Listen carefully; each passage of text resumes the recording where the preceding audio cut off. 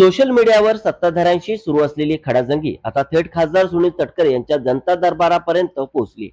महाराष्ट्र नवनिर्माण सेनेचे तालुकाध्यक्ष मृदास तोंडलेकर यांच्या नेतृत्वाखाली मनसे पदाधिकाऱ्यांनी तटकरे यांची भेट घेत श्रीवर्धन तालुक्यातील 9 ज्वलंत प्रश्नांचे निवेदन सादर केले.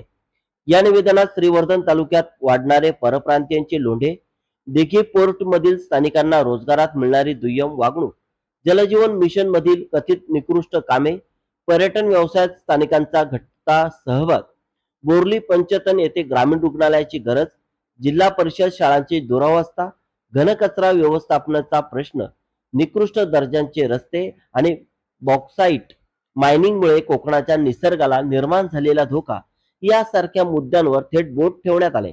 यावेळी मनसेने स्पष्ट इशारा दिलाय. श्रीवर्धनच्या जनतेचे प्रश्न केवळ निवेदनापुरते मर्यादित राहणार नाहीत. खासदार सुनील तटकरे, आमदार आदिती तटकरे किंवा आमदार अनिकेत तटकरे यांच्या प्रत्येक दौऱ्यात हे प्रश्न पुन्हा उपस्थित केले जातील. ठराविक कालावधीत प्रश्न मार्गी न लागल्यास सोशल मीडियावर लोकप्रतिनिधींचा सडेतोड पंचनामा करण्यात येईल, असा इशाराही देण्यात आलाय. श्रीवर्धनच्या रोजगार, आरोग्य, शिक्षण, रस्ते आणि पर्यावरणाशी निगडित या प्रश्नांची दखल आता सत्ताधारी घेणार का, की जनतेला पुन्हा आश्वासनाची खैरात वाटली जाणार, असा सवाल मनसेने उपस्थित केलाय.